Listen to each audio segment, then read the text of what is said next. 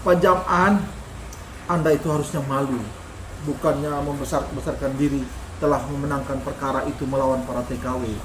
Kenapa? Yang menggugat dia, yang menggugat Jam'an ini adalah para mantan TKW, ibu-ibu sederhana dari pelosok desa.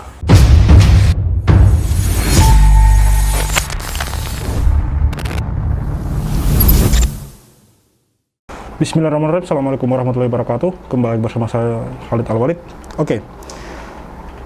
Beberapa waktu belakangan ini, selain mempublikasikan atau mengupdate video tentang akan merencanakan untuk melaporkan kami, para YouTuber, ada sekitar sejumlah 15 YouTuber yang akan dilaporkan gitu, karena selama ini membuat informasi tentang investasi dan masalah dengan para investor dari Yusuf Mansur atau Jam'an Nur Khatib Mansur.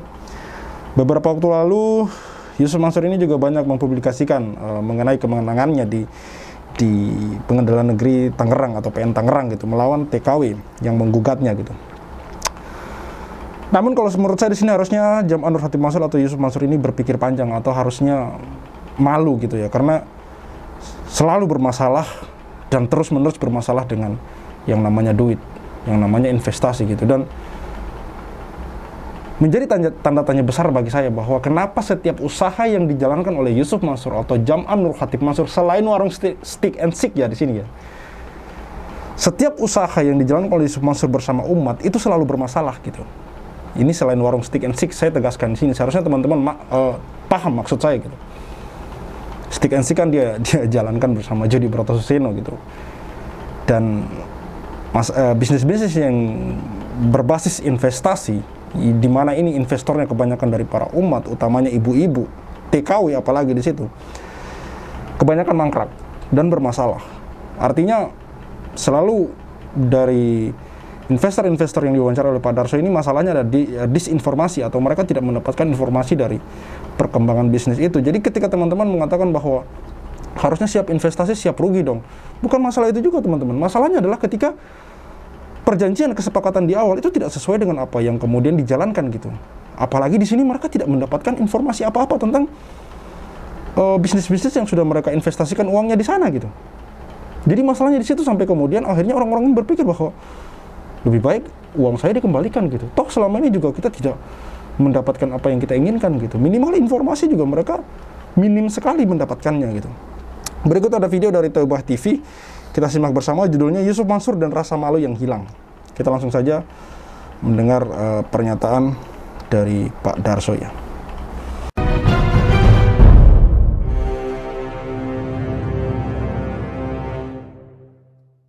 Bismillahirrahmanirrahim. Assalamualaikum warahmatullahi wabarakatuh.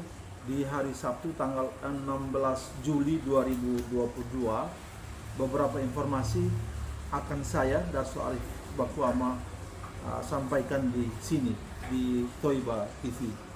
Saudara-saudara, dalam beberapa hari belakangan ini, saudara Jam'an Nur Khatib Mansur itu begitu senang, begitu bergembira. Dia menulis di akun-akun sosial miliknya yang diikuti dengan channel-channel YouTube juga miliknya, bahwa dia memenangkan perkara di Pengadilan Negeri Jakarta Tangerang, maksud saya, yang melawan beberapa TKW. Padahal sesungguhnya perkara itu diputuskan oleh pengadilan sebagai NO, sebuah singkatan dalam bahasa Belanda, bahasa hukum, yang berarti ada kekurangan pihak tergugat di situ. Gugatan itu sesungguhnya tidak memenangkan siapa-siapa dan tidak mengalahkan siapa-siapa, tapi Jam'an memunculkan di media bahwa dialah yang menjadi pemenang dari perkara itu. Saudara-saudara, yang mau saya sampaikan di sini bahwa Jam'an ini harusnya dia malu. Kenapa? Karena di Pengadilan Negeri Jakarta Tangerang, dalam dua perkara itu dia digugat oleh dua kelompok TKW. Kelompok pertama itu dia telah kembalikan uang pokok investasinya, dan kelompok kedua adalah para TKW yang juga mengikuti investasi patungan usaha yang belum sama sekali Jam'an kembalikan pokok investasinya, apalagi keuntungan yang dia janjikan. Pak Jam'an, Anda itu harusnya malu, bukannya membesar-besarkan diri telah memenangkan perkara itu melawan para TKW. Kenapa? Yang menggugat dia, yang menggugat Jam'an ini adalah para mantan TKW, ibu-ibu sederhana dari pelosok desa.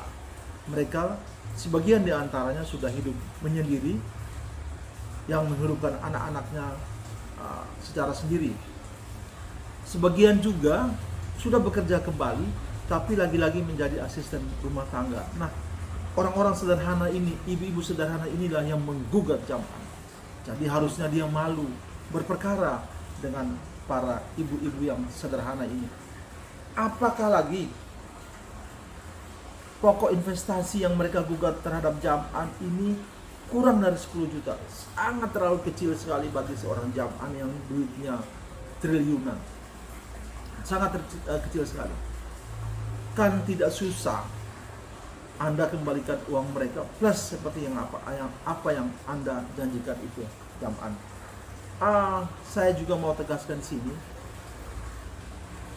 karena merasa menang terus oleh Jam'an dan pengikut-pengikutnya atau pemuja-pemujanya mengatakan di media bahwa Jam'anlah yang benar.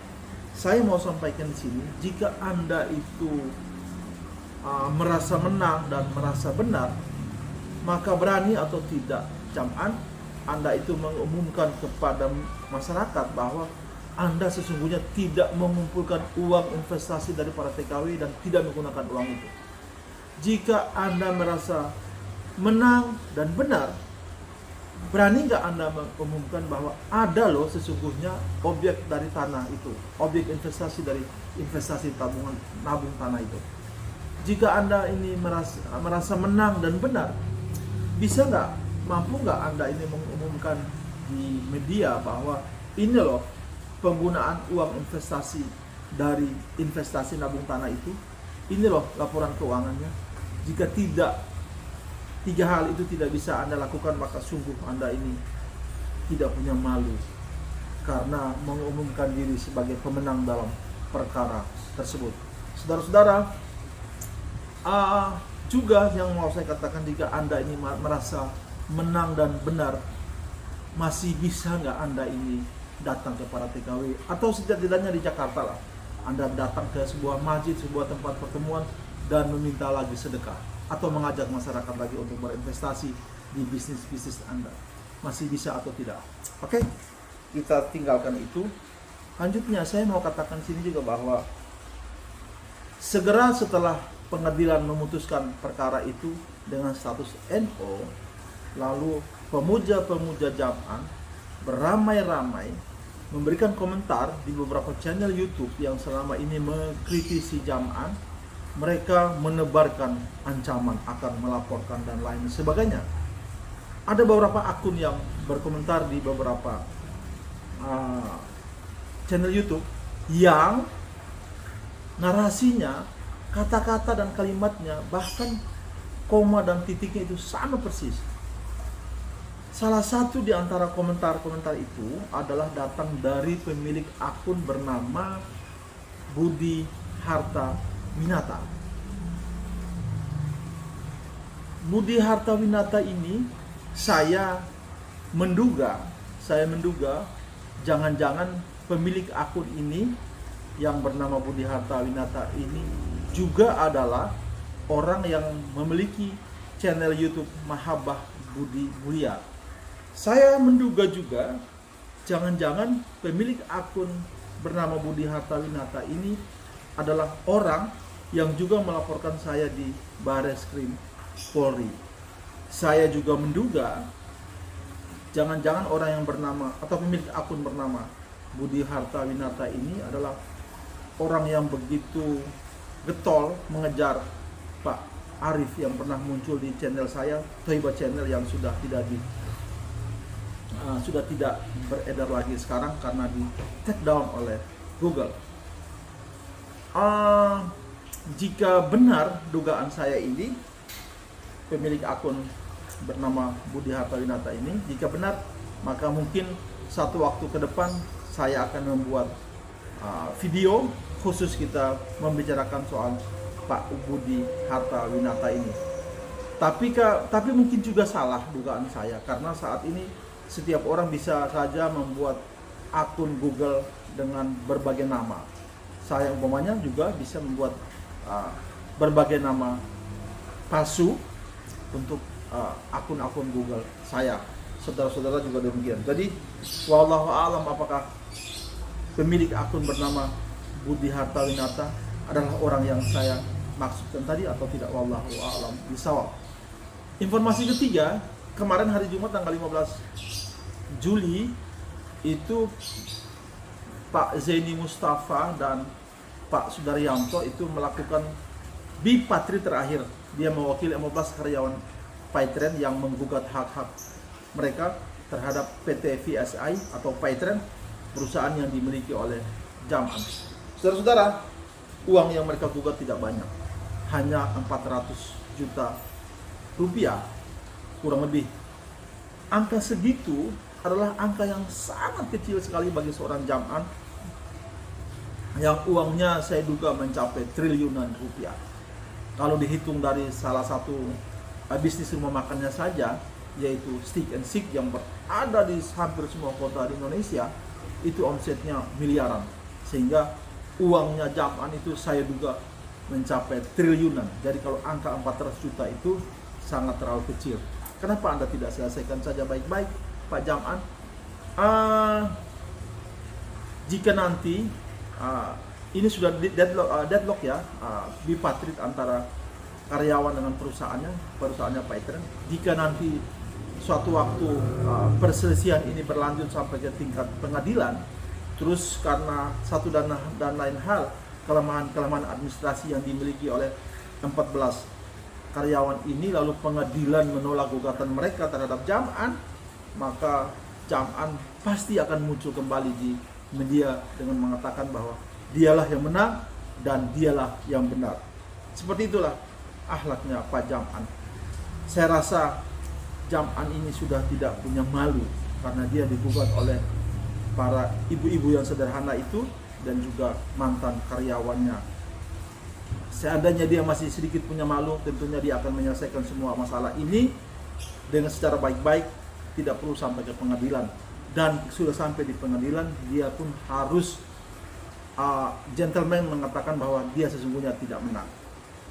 Kalau malu ini sudah hilang dari seseorang, maka keimanannya juga perlu dipertanyakan. Al-haya minal iman. Malu itu sesungguhnya bagian dari keimanan. Jika malu sudah tidak punya, maka iman juga mungkin terdegradasi karena itu. Saudara-saudara, berikut inilah video dari statement Pak Zaini Mustafa dan Pak Sudaryanto yang memberikan kita penjelasan soal jalannya dan hasil dari bipatrit yang terjadi kemarin itu dan apa rencana ke depan Pak Zaini dengan para karyawan Paitren tersebut.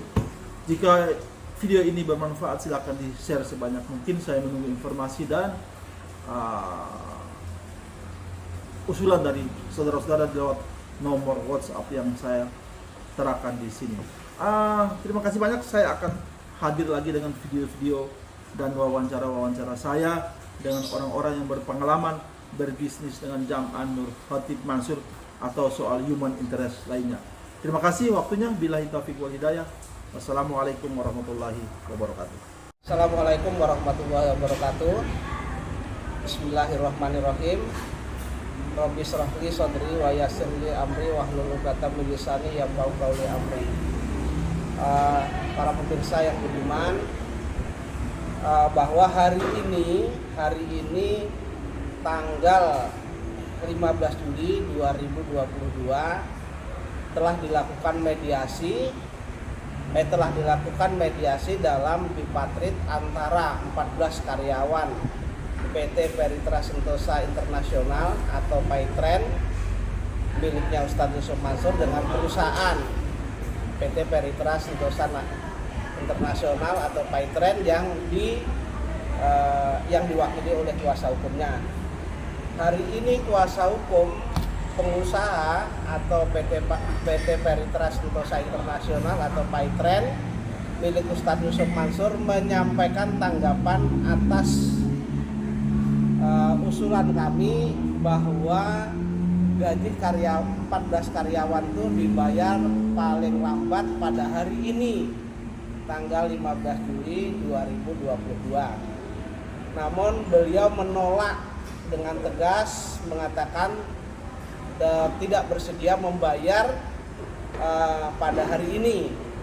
Beliau mengatakan tetap beliau minta waktu untuk membayar dengan cara dicicil dan akan dimulai pada 31 Maret 2023. Jadi mereka baru akan membayar itu pada tanggal 31 Maret 2023. Sementara kami meminta waktu terakhir pada hari ini. Kemarin sudah kita diskusikan dengan karyawan, yaitu klien kami yang mana beliau adalah karyawan PT Peritra Sentosa Internasional atau Paitren yang menuntut gaji dan hak mereka yang belum dibayar kurang lebih 2 tahun yang lalu.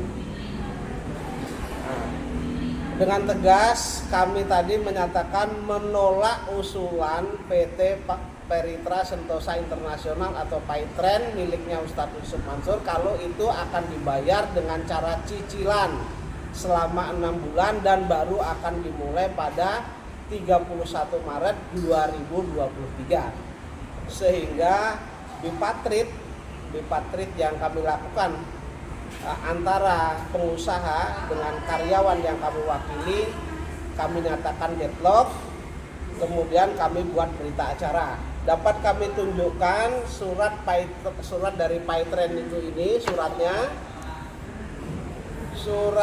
itu nomor suratnya nomor 002 garis miring Paitren garis miring SRT minus XT garing HC garing 7 garing 2023. Kemudian tertanggal Bandung 14 Juli 2022. Nah, ini suratnya.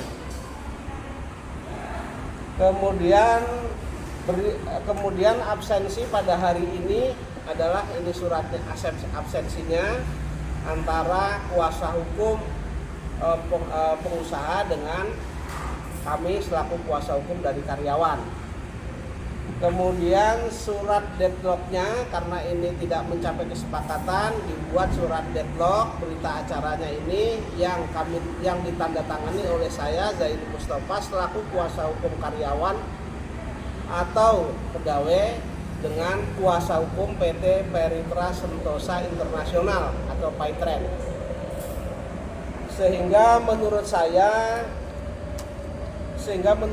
dengan kejadian ini kami menduga bahwa pemilik Paitren Yusuf Mansur tidak mempunyai itikat baik untuk menyelesaikan secara persuasif sehingga perkara ini mau tidak mau harus digiring kepada tripatrit kembali di Disnaker Kota Bandung dan nanti setelah keluar anjuran apakah anjuran itu dipenuhi atau tidak.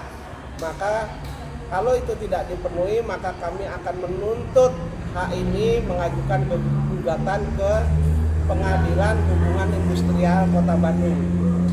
Insya Allah. Mohon doanya para netizen, para pemirsa semua, mohon doanya agar karyawan yang kami wakili ini mendapat keadilan yang seadil-adilnya dan mendapat haknya. Dan mendapat hak yang memang seharusnya diterima oleh karyawan kami ini karena karyawan ini adalah telah bekerja dengan mengeluarkan tenaga, pikiran dan keringat untuk perusahaan. Sementara perusahaan tidak memberikan gaji sebagaimana ketentuan yang diatur oleh kedua belah pihak. Sehingga kami terus berjuang, bismillahirrahmanirrahim, terus ingin berjuang bersama karyawan dan karyawan karena karyawan ini kalau tidak diperjuangkan mereka adalah orang yang lemah kalau terhadap perusahaan. Saya kira cukup itu. Ada yang mau disampaikan Pak Sudar, silahkan tambahkan. mungkin kami hanya sedikit menambahkan untuk karena kita udah melalui proses bipartit, rencananya kami minggu depan akan ke Disnaker Kota Bandung untuk menyerahkan hasil-hasil selama bipartit, termasuk hari ini hari terakhir bipartit yang menemui deadlock atau kegagalan. Jadi kami akan serahkan hasilnya, absensinya, juga berita-berita acara selama kami bipartit, dan kami akan serahkan ke mediator di Disnaker Kota Bandung untuk segera menindaklanjuti ke proses selanjutnya atau tripartit, atau tetap dimusyawarahkan dengan perantara Disnaker Kota Bandung untuk selanjutnya bisa secepatnya mengeluarkan anjuran. Mungkin itu aja tambahan dari kami. Cukup.